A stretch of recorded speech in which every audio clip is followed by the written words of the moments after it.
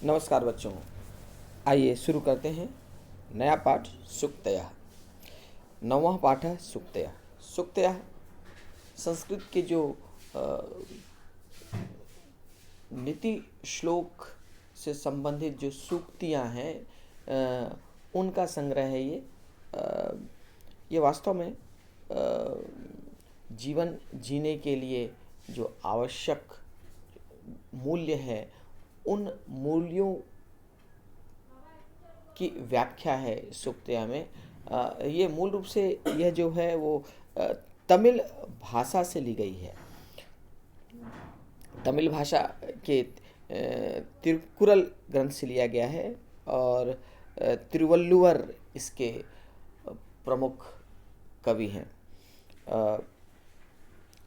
आप लोगों ने चेन्नई में मरीना बीच में एक विशाल प्रतिमा लगी हुई देखी होगी। यदि किसी का वहाँ जाना हुआ होगा तो वो वही है महाकवि तिरुवल्लुवर। तो संस्कृत में जो स्थान कालिदास का है वही स्थान तमिल साहित्य में तिरुवल्लुवर का है। तो तिरुवल्लुवर ने तमिल भाषा में जो सूक्तियों का संग्रह किया है, जो श्लोक उनके हैं उसका संस्कृत अनुवाद है यह सूक्तियाँ। तो यहाँ संग्रहित श्लोक मूल रूप से तमिल भाषा में रचित तिरुकुरल नामक ग्रंथ से लिया गया है। तिरुकुरल साहित्य की उत्कृष्ट रचना है। ये तिरुकुरल जो ग्रंथ है इसे तमिल साहित्य में सर्वश्रेष्ठ स्थान प्राप्त है। इसे तमिल भाषा का वेद माना जाता है। इसके प्रणेता तिरुवल्लुवर हैं। इनका काल प्रथम शताब्दी माना गया है।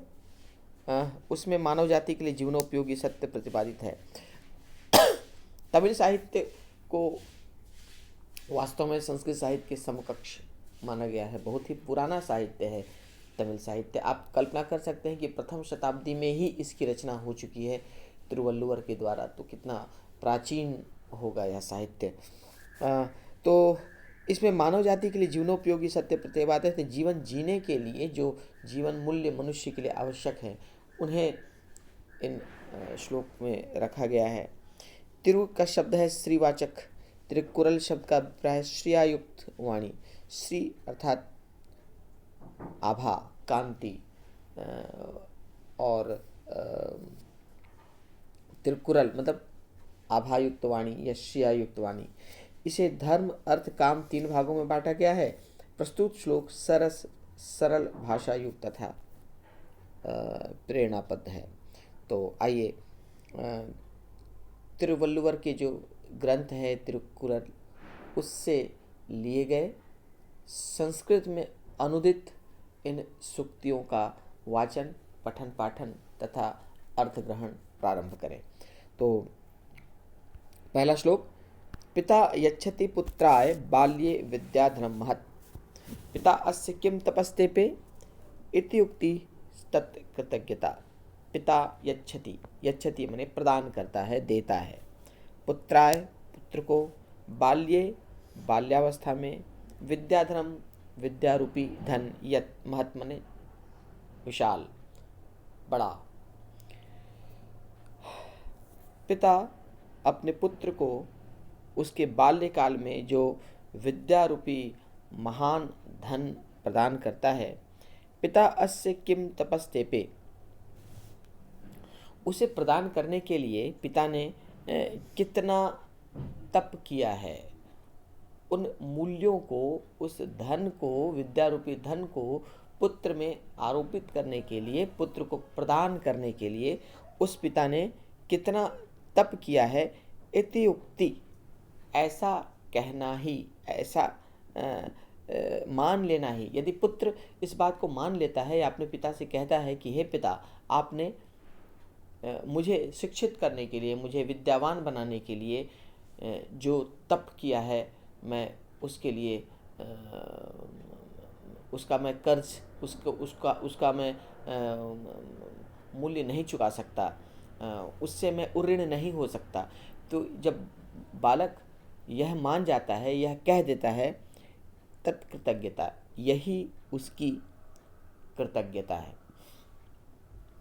तो कहने का तात्पर्य कि पिता ने जो पुत्र के लिए जो कष्ट सहकर तप कर कर विद्या रूपी धन प्रदान कर किया है, उसे स्वीकार कर लेना, यह मानते हुए कि पिता ने मेरे लिए तप किया है, यही पुत्र की सच्ची कृतज्ञता है। और किसी भी माध्यम से पुत्र पिता के इस कर्ज से मुक्त नहीं हो सकता। तो इसका भाव आप लोगों के समझ में आ रहा है, ऐसा मेरा मानना है। फिर से देखें, पिता यच्छति, इसका भाषिक तत्वों को देखते हैं। पिता यच्छति पुत्राय, पिता प्रदान करता है पुत्राय, पुत्र को बाल्यावस्था में विद्या धनम, माने विद्या रूपी धन, महात्मा ने विशाल। पिता पुत्र को बाल्यावस्था में जो विशाल विद्या रूपी धन प्रदान करता है। पिता अस्य किम तपत्ते पे, पिता ने इसके लिए कितना तप किया है। इति उक्ति, यह कहना ही तत्कृतज्ञता, उस पिता के प्रति पुत्र की कृतज्ञता है।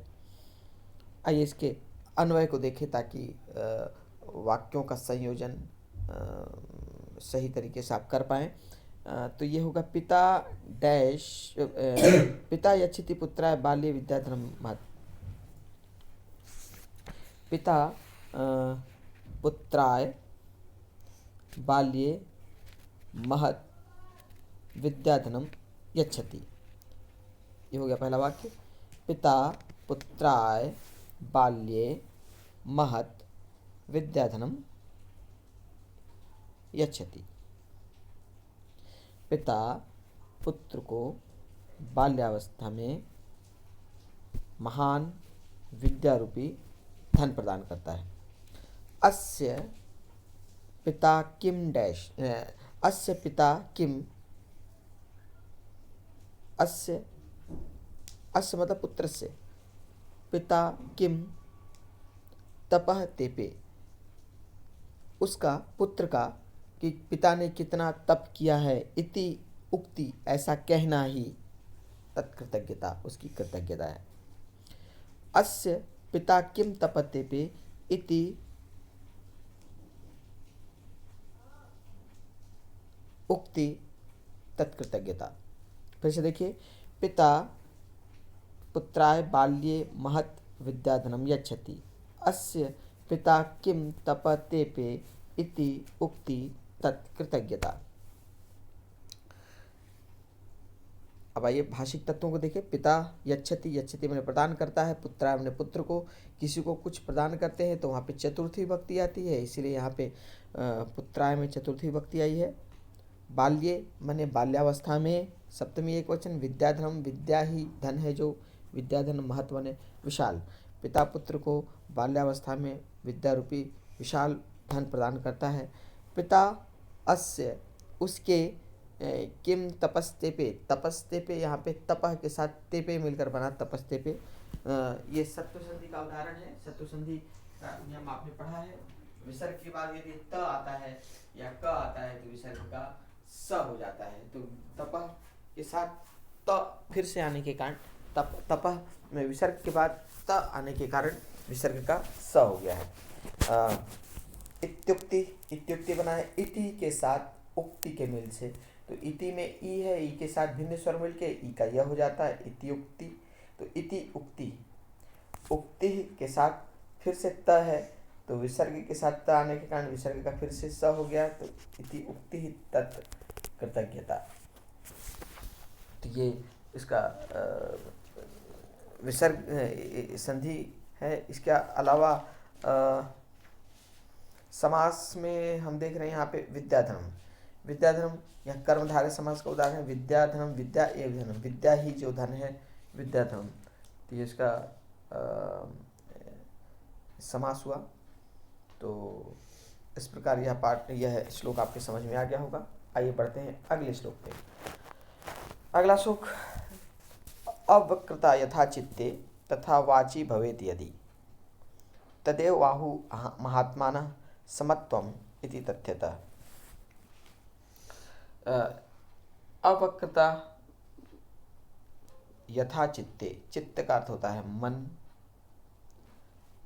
वक्र का मतलब होता है टेढ़ा, और अवक्र का मतलब होता है सीधा या सरल, सरलता। यथा मने जैसा, चित्ते मने मन में है, तथा वैसी, वाची मने वाणी में, भवित यदि, यदि हो, जैसी सरलता मन में है वैसी ही सरलता यदि वाणी में भी हो। अवक्रता यथा चित्ते, जैसा जैसी सरलता मन में है, तथा वाची भवेत यदि, वैसी यदि मन में हो, तत्एव वही आहु, आहु मतलब कहते हैं, महात्मा, महात्मा माने महात्मा लोग, महापुरुष लोग, समत्वम माने समानता, समत्व, समत्व अर्थात जो हर परिस्थिति में जो समान हो वो कहलाता है समत्व। तथ्यता माने वास्तव में। तो महात्मा लोग उसी को वास्तव में समत्व कहते हैं। ऐसा माना गया है कि होता ऐसा है कि जो हम सोचते हैं वैसी हमारी वाणी नहीं होती। हम सोचते कुछ और हैं और हमारे मुख से कुछ और निकलता है। हिंदी में कहा गया है, मुंह में राम बगल में छुरी, अर्थात मुंह में राम राम का जाप करना लेकिन बगल में छुरी लगकर चलना, अर्थात मन में पाप होना। तो मन और वाणी में अक्सर समानता नहीं होती। तो जीवन में समानता का होना आवश्यक है, समत्व का होना आवश्यक है कि जैसा हम आचरण करें वही आचरण हमारे कार्य से और हमारी वाणी से भी उसी रूप में स्पष्ट हो, लेकिन ऐसा होता नहीं है। तो होना ये चाहिए कि अवक्रता यथा चित्ते, जैसी सरलता हमारे मन में है, वाची भवेत यदि, वाणी में भी यदि वैसी ही हो, तब महात्मा लोग, महापुरुष लोग उसी को वास्तव में, तथ्यतः वास्तव में, तदेव उसी को आहु माने कहते हैं, समत्व माने समत्व। तब महात्मा लोग वास्तव में उसी को समत्व कहते हैं। जैसी सरलता हमारे मन में है वैसे ही यदि हमारी वाणी में भी हो तो महापुरुष उसी को वास्तव में समत्व कहते हैं। तो आइए इसका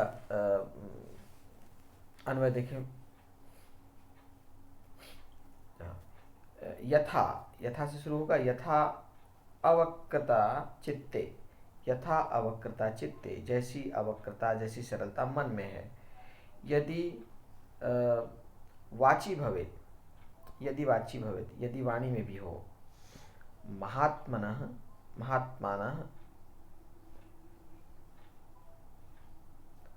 तथ्यतः, महात्मा लोग तथ्य वास्तव में, तदेव उसी को, समत्वम इति आहु, समत्व ऐसा कहते हैं। तो यथा अवक्रता चित्ते तथा यदि वाची भवेत, महात्मनः तथ्यतः तदैव समत्वम इति आहु, जैसी सरलता मन में है वैसी ही यदि वाणी में भी सरलता हो तो महात्मा उसी को वास्तव में समत्व कहते हैं। आइए अब इसके भाषिक तत्वों को देखें। संधि आदि। अवक्रता में यहाँ पे नई तत्पुरुष समास है। तो किसी भी शब्द को यदि निगेटिव अर्थ प्रदान करना हो तो उसके सामने अ लगा देते हैं। तो जो अ लगाते हैं तो वो तत्पुरुष का एक उदाहरण कहलाता है नई तत्पुरुष। जैसे वक्रता, वक्रता का अपोजिट है अवक्रता, अ लग गया है मतलब अपोजिट हो गया, तो ये हो गया नई तत्पुरुष। तो इसका समास विग्रह होगा न वक्रता, अवक्रता न वक्रता। यथा अव्यय है, चित्ते मने मन में, तथा मने वैसे ही, वाची, वाक का सप्तमी विभक्ति होती है वाची, वाची मतलब वाणी में, भवेत मने हो यदि, भवेत विधिलिंग प्रथम पुरुष एक वचन, जैसी सरलता मन में हो वैसी ही सरलता यदि वाणी में भी हो, तत्एव आहु, यहाँ पे तत् के साथ एव मिलके तदेव हुआ। प्रथम वर्ण के साथ यदि स्वर मिलता है तो प्रथम वर्ण अपने तृतीय वर्ण बदल जाता है। त के साथ अ है, त के साथ ए है तो इसका तदेव हो गया। तदेव के अ के साथ आहू का आ मिलके दीर्घ स्वर संधि हुआ तो इसका संधि विच्छेद हुआ। तत् धन एव धन आहू, तत् धन एव धन आहू, तदेव आहू। महात्माना माने महान लोग, महापुरुष। तत्समत्वम, समत्वम इति, समत्वम के साथ इति मिलकर मिला समत बना समत्वमिति। ये संयोग है, म के साथ स्वर मिलता है तो म पूरा हो जाता है। तथ्यतः माने वास्तव में। जैसी सरलता मन में है वैसी ही यदि वाणी में भी सरलता हो तो महात्मा लोग वास्तव में उसी को समत्व कहते हैं। तो इस प्रकार ये दोनों श्लोक आप लोगों को भली भांति समझ में आ गए होंगे, ऐसी मेरी अपेक्षा है, बल्कि पूर्ण विश्वास है। तो मिलते हैं अगली वीडियो में। अगली वीडियो में हम इस पाठ के शेष सूक्तियों को, शेष श्लोकों को भाषिक तत्वों के साथ डिस्कस करेंगे। नमस्कार।